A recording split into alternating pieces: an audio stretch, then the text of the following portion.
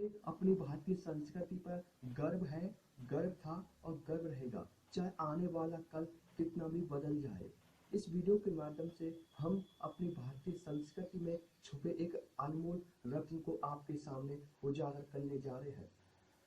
हमारे देश में एक समय एक ऐसा विद्यालय था जिसमें भारत के नहीं बल्कि दुनिया भर के कहीं विद्वान, कहीं स्टूडेंट, कहीं छात्र यहाँ पढ़ने के लिए आते थे।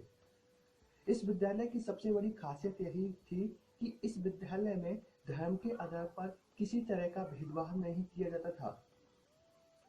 ये विश्वविद्यालय की स्थापना 5वीं सदी में गुप्त वंश के महान राजा कुमार गुप्त के द्वारा की गई थी। हाँ दोस्तों, आप जो सोच रहे हैं हम उसी विश्वविद्यालय के बारे में बात कर रहे हैं। हाँ, हम नालंदा विश्वविद्यालय के बारे में आपको बताने जा रहे हैं। नालंदा विश्वविद्यालय के बारे में पहले जानने से पहले हम ये जान लेते हैं कि नालंदा का अर्थ क्या होता है। देखिए, नालंदा का मतलब होता है ज्ञान देने वाला। नालंदा जो शब्द है ये नालन और दा से मिलकर बना है। नालन का अर्थ होता है कमल, कमल जो कि ज्ञान का एक प्रतीक है। वहीं हम बताते हैं दा, तो दा का मतलब होता है देने वाला।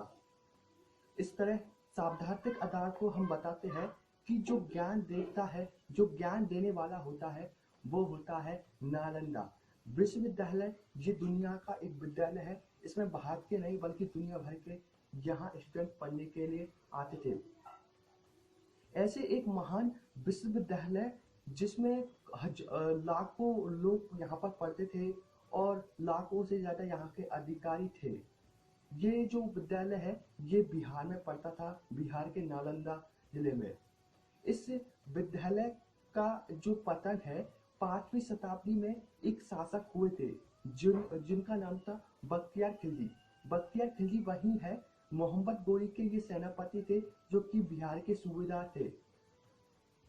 बख्तियार खिलजी के ही कहने पर उनके सेनापति, उन्हीं के अधिकारियों ने नालंदा विश्वविद्यालय में जाकर आग लगा दी। कहीं बौद्ध भिक्षु और कहीं आचार्य, कहीं अधिकारियों को उन्होंने मार गिराया था। कहा जाता है कि इस विश्वविद्यालय में जब बख्तियार खिलजी के आदेश पर आग लगाई गई तो 50 लाख से अधिक पुस्तकें जलाई गई और इन पुस्तकों की जो आग है वो लगातार 3 महीनों तक जलती रही। इसका गवाह पूरा इतिहास है। अभी तक के इतिहास में ऐसी कोई घटना नहीं घटी कि लगातार 3 महीनों तक आग जलती रही कि किताबों को जलाने से। इन 50 लाख पुस्तकों में से बहुत सारी पुस्तकें धार्मिक, सामाजिक, राजनीतिक और आयुर्वेदिक पुस्तकें थी। इन पुस्तकों से ही हमें ज्ञान मिलता था, हमारे समाज को एक तर्क में बांधा जाता था। आयुर्वेदिक पुस्तकों के माध्यम से कई बीमारियों का उपचार किया जाता था। कहते हैं कि बख्तियार खिलजी से नालंदा विश्वविद्यालय के किसी भी अधिकारी, आचार्य या नालंदा विश्वविद्यालय ने बख्तियार खिलजी के खिलाफ कोई विद्रोह नहीं किया था, जिसके कारण हम ये कह सकते हैं कि नालंदा विश्वविद्यालय को पतन करने, उसको जलाने के पीछे बख्तियार खिलजी की कोई गलती नहीं थी। केवल बख्तियार खिलजी का अहंकार, उसकी क्रूरता ही इसका कारण माना जाता है।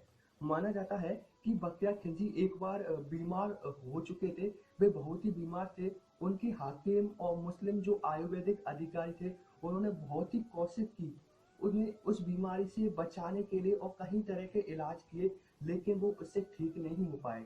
लेकिन जब उन्हें पता चला कि नालंदा विश्वविद्यालय में कहीं बड़े आयुर्वेदिक भारतीय अधिकारी है जो उन्हें ठीक कर सकते हैं, तो उन्हें इस बात पर गुस्सा आया कि हमारे जो मुस्लिम जो आयुर्वेदिक जो वैद्य है उनके माध्यम से मैं ठीक नहीं हो रहा, केवल एक भारतीय वैद्यों के माध्यम से ठीक होगा तो उसके लिए एक अपमान होगा, उसके लिए एक शर्मनाक होगा, क्योंकि उसके जो आयुर्वेदिक अधिकारी है उनके माध्यम से वो ठीक नहीं हुआ है।